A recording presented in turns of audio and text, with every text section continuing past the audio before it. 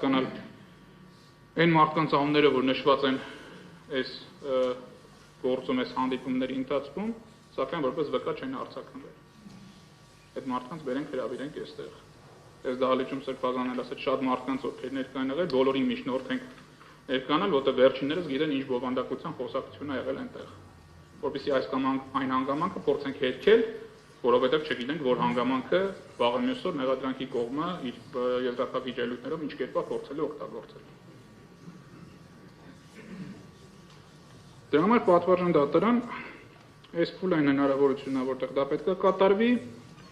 մենք, երբ որ այս գործը գնացել է դատարան առաջի օրով, ակնկալիք չենք ունեցել, որ այսօր հանրային մեղադրող այս հարցերի պատասխանը տալու է։ Ինչ ենք այս հարցերը բարձրաձայնում, ոչ թե պատասխան ստանալու համար, այլ որպեսզի բոլորը տեսնեն, որ այդ հարցերին պատասխաններ չկան։ Առայժմ այսքան։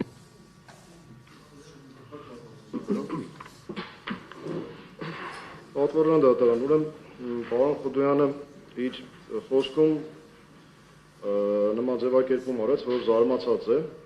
Ես ասեմ, որ որ պարոն Խուդոյանը զարմացած է, ասեմ ավելի վստահ եմ, որ նա զարմացած չէ, որովհետև նա իմ գնահատման բարձրակարգ իրավաբան է, արհեստավար սպաստաբան, եւ այդ հանգամանքը հաստատվեց նաեւ իր խոսքի վերջում արված այն հայտարարությամբ, որ իրենք ի սկզբանե չունեին ակնկալիք, որ այդ հարցին պատասխանները տրվելու են։ Այո, պարոն Խուդոյանը գիտեր, որ այդ հարցին պատասխան չի տրվելու, որովհետև այս փուլում այդ հարցին պատասխանել չի ակնկալվում։ Ինչպես արդեն նշեցի, 315-րդ հոդվածը պահանջում է, որպեսզի կողմը ներկայացնի թե իր առաջարկած հետազոտման ենթակա յուրաքանչյուր ապացույց վերդիկտ կայացնելու համար նշանակություն ունեցող ինչ փաստական հանգամանք է հաստատում կամ հերքում։ Խոսքը ինչ փաստական հանգամանքի մասին է, ոչ թե այդ փաստական հանգամանքի բովանդակության մասին։ Մեղադրանքի կողմը ներկայացրել է փաստական հանգամանք, ներկայացրել է ապացույցները եւ մատնանշել է, թե ինչ փաստական հանգամանք է այն հիմնավորում կամ հերքում եւ դրա բովանդակությունը ներկայացնելը արդեն հիմնական դատալսումների փուլում նախատեսված գործառույթ եւ գործողություն է։ Ուստի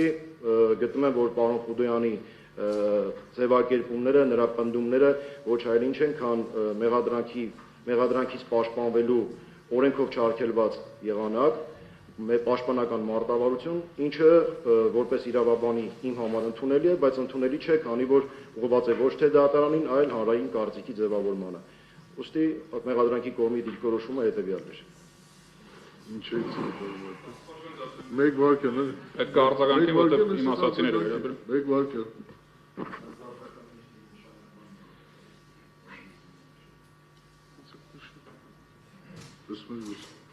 Պատվարժան դատարան 3 դատական նիստը խոսում են, որ դատախազները օրենքով պարտականություն ունեն այս ամեն ինչը կատարելու։ Բնականաբար հանրային մեղադրողը որոշակի դատավարական փորձից ելնելով փորձում են խոսքի վերջին հատվածը ներկայացնել որպես իրենց դիրքորոշում ամրապնդող, բայց դա հակառակի մասին է։ Մենք ակնկալիք չունենք, որտեղ գիտենք, որ սա ապօրինի վարույթ է։ Որտեղ եթե օրենքով վարույթ լիներ, մենք ակնկալիքը համապատասխանելու էր օրենքի պահանջին։ Այս է սա խնդիրը։ Պատվարժան դատարան, որպեսզի չլինի այնպես, որ այստեղ խոսում ենք մի կողմից իրավունքի կամ օրենքի, մյուս կողմից հակառակի դիրքերից, ես ուզում եմ ասեմ, ոչ թե ասում է ցանկացած հանգամանք է հաստատում կամ հերքում, այլ օրենքը ասում է վերդիկտ կայացնելու համար նշանակություն ունեցող որոշակի փաստական հանգամանք է հաստատում կամ հերքում։ Հիմա նույն հաջողությամբ կարող էր ներկայացվել ապացույց, թե օրինակ 2025 թվականի հունվարի 2-ին ինչ եղանակ էր դրսում, բայց դա վերդիկտ կայացնելու համար ինչ նշանակություն ունի, այդ հանգամանքը չի հավաստում կամ հերքում։ Հետևաբար այս պարագայում ասել, որ տվյալ հարցերի, բարձրաձայնված հարցերի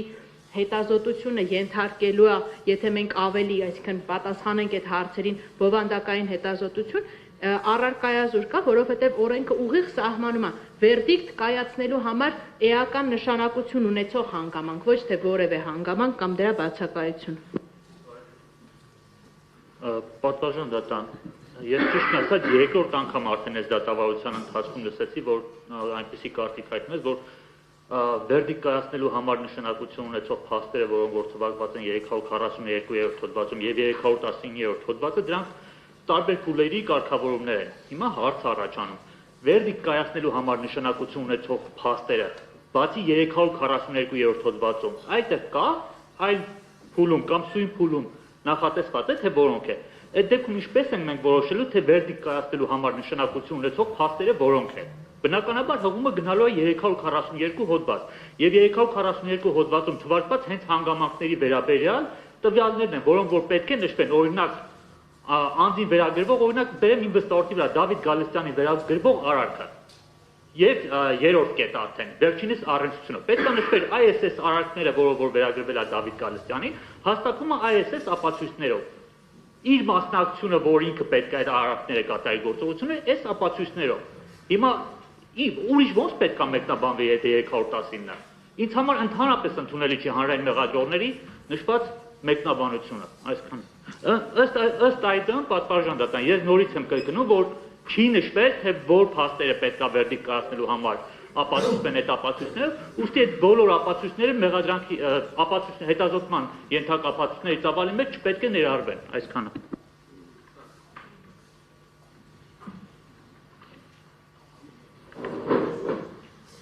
Շնորհակալություն պատվարժան դատարան,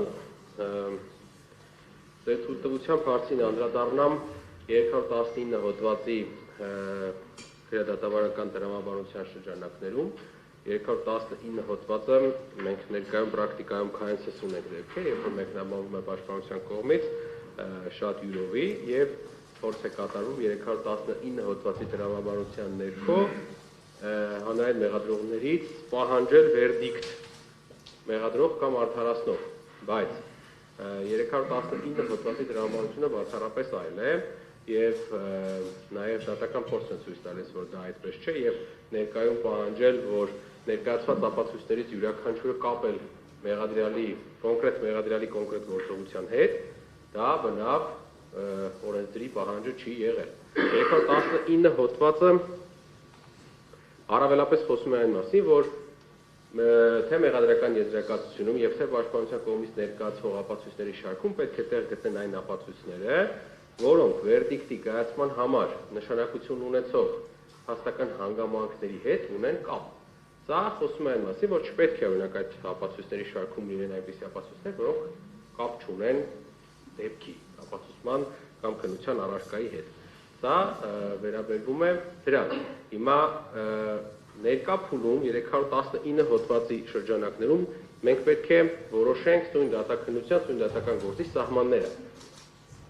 Մրցակցության սկզբունքի տրամաբանությունը նա է, որ մենք ունենք զենքերի հավասարություն, թե հանրային մեղադրողները եւ թե պաշտպանության կողմը։ Այդ զենքերի հավասարությունը փոքրինչ այս հարցում խախտված է, քանի որ երբ որ մեղադրանքի կողմը հաստատում է մեղադրական եզրակացությունը, ըստ էության հասու է դարձնում այս սահմանները, որով պատրաստվում է պաշտպանել մեղադրանքը։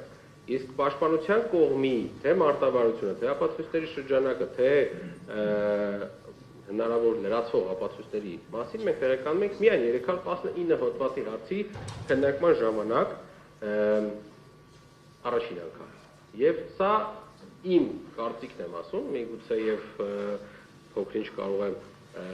անհամեստ հնչել կարծիքս, բայց 319 հոդվածը շատ ավելի շատ վերաբերում է պաշտպանության կողմին, քան մեղադրանքի կողմին, որովհետև երբ որ մենք մեղադրական եզրակացությունը հաստատում ենք, մենք այդտեղ թվարկած ապացույցների վերաբերյալ շատ դեպքերում նաև ինչու՞ չէ նաև այս դեպքում մենք կապը տալիս ենք, թե վերդիկտի կայացման համար այս ապացույցը որ փաստական հանգամանքն է հիմնավորում, եւ դրա մասին մեզ մնում է միայն դատարանում բանավոր խոսել, իսկ պրոֆեսիոնալ իրավաբանների համար մեղադրական եզրակացության ընթերցումն անգամ բավարար է հասկանալու համար, թե մենք որ ապացույցը վերդիկտի կայացման համար ինչ փաստական հանգամանք հիմնավորելու համար ենք ներառել մեղադրական եզրակացության մեջ։ Ինչ վերաբերվում է գործընկերը նշեց, որ կարող են լինել ապացույցներ, որոնք օրինակ վերաբերվում են եղանակին կամ տեղին, չեմ բացառում նման իրավիճակներ, օրինակ քրեական օրենսգրքում կան հանցատեսակներ, որոնց դեպքերը դատարանում քննելու համար, այո, շատ մեծ նշանակություն ունի եւ եղանակը եւ տեղը,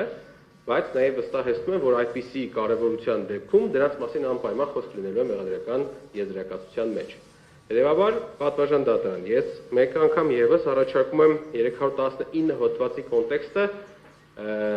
եւ այն հղումը, այն հաղորդակցությունը, որ օրենսդիրը մեզ ուղարկել է,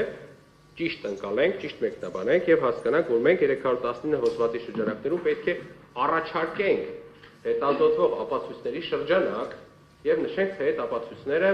որքանով մեր բառերով ասած կապ ունեն քննության առարկայի եւ դեպքի հետ։ Իսկ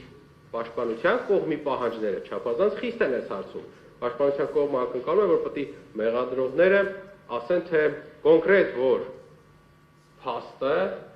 որ մեղադրյալի որ գործողությունը կհիմնավորի, բայց 319 հոդվածը ուղղակի վերաբերում է ապացույցների շրջանակին եւ այդ ապացույցների կարեւորությանը վերդիկտի կայացման հարցում, վերդիկտի կայացման փաստական հանգամանքների հիմնավորման հարցում։ Հետևաբար պատվարժան դատարան, ես կարծում եմ, որ պարոն Խուդոյանը շատ երկար նշեց ինչ-որ հարցեր բարձրացրեց եւ ասաց, որ ակնկալիք ունի, մեկ չունի, որ պետք է այդ հարցերի պատասխանը տրվեն, բայց պարոն Խուդոյանը լավ գիտի, որ դատավարության փուլում մեղադրանքի կողմը պաշտպանության կողմին հարցերի պատասխաններ չի տալիս։ Այդ հարցերի պատասխանները գրված են մեղադրական եզրակացության մեջ, պետք է ուղղակի ընթերցել դա։ Եվ մանավանդ պարոն Խուդոյանի պարագայում դա ընթերցմամբ հնարավոր է ստանալ հարցի պատասխանը։ Հետևաբար 319 հոդվածով չպետք է ծանրաբեռնել դատական լսումները եւ պետք է շարժվել առաջ։ Շնորհակալություն։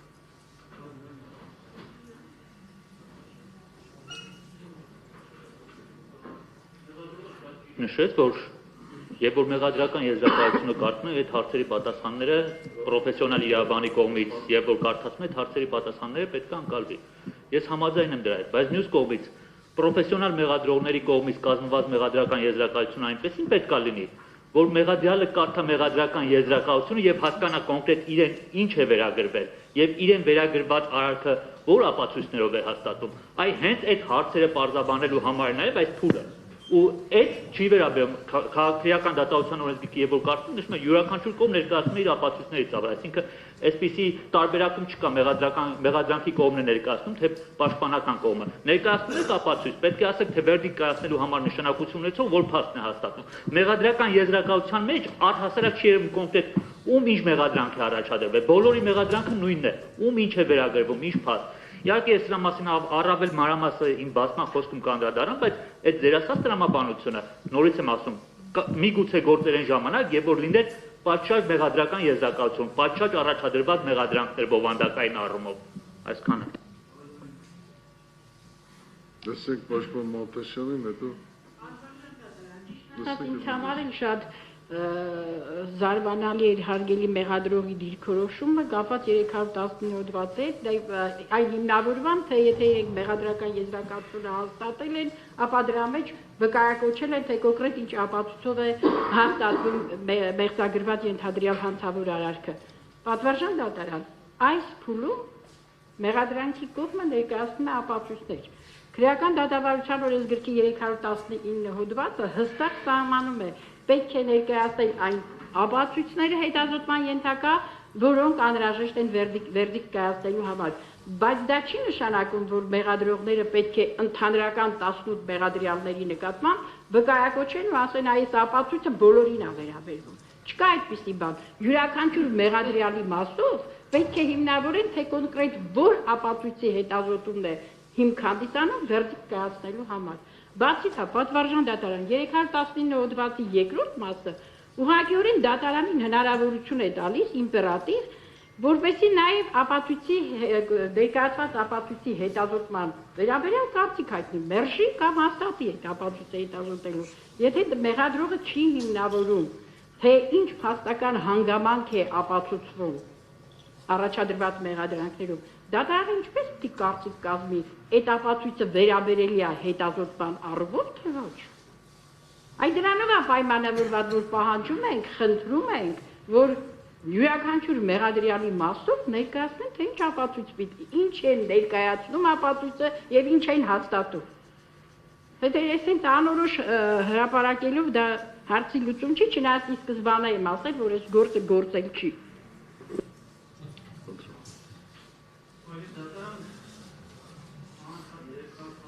Բացին ենք անդրադառնում, որտեղ հստակ գրված է վերդիկտ կայացնելու համար անհրաժեշտ է ներկայացնել ապացույցներ այն փաստեր, որոնք հաստատում կամ հերքում են մեղադրական եզրակացությունով ներկայացված մեղադրանքները յուրաքանչյուրի։ Ունենք մենք 18 արդարների մասով մեղադրական եզրակացություն։ Մեղադրող կողմը անդադար մատնանշում է, որ այնտեղ հստակ նշված է, բայց քրեական օրենսգրքի 45 հոդվածով ունենք նաև հանցակից հասկացությունը, որը որ ամրագրում է, որ երկուսից ավել անձանց կողմից դիտավորությամբ դիտավոր հանցավոր արարք կատարելու մասին, եւ դա 46 հոդված նշում է դրանք են դրդիչ, կազմակերպիչ, օժանդակող, կատարող։ Այս գործով որ կարդում ենք, յուրաքանչյուր մեղադրանքը ճիշտ նշեցին իմ գոլեգաները, մեղադրանքը բոլոր տարով, բառով, նախադասությունով, ստորակետով նույնն է։ Հիմա եթե խմբի կազմում են արել հանցակիցներ են, որը ամրագրված է քրեական օրենսգրքի 45 հոդվածով, նաև 46-ով տարանջատում է, դեռ խմբի կազմում հանցավոր արարք կատարածները կազմակերպիչ, դրդիչ, օժանդակող, աստե նաև պարտակող էլ կարող է իհայտ նոր տերմին, որովհետև ասում են այն պայթուցիկ նյութ, յուղ, չգիտեմ, աստղիկներ պահել են թաքստոցում, այսինքն ինչ որ մեկը պարտակել է, այդ դրա մասով էլ դիրքորոշում այդ։ Մեղադրող կողմը անդադար խուսափում է, ուզում է որ ոնց որ մեղադրական եզրակացությունում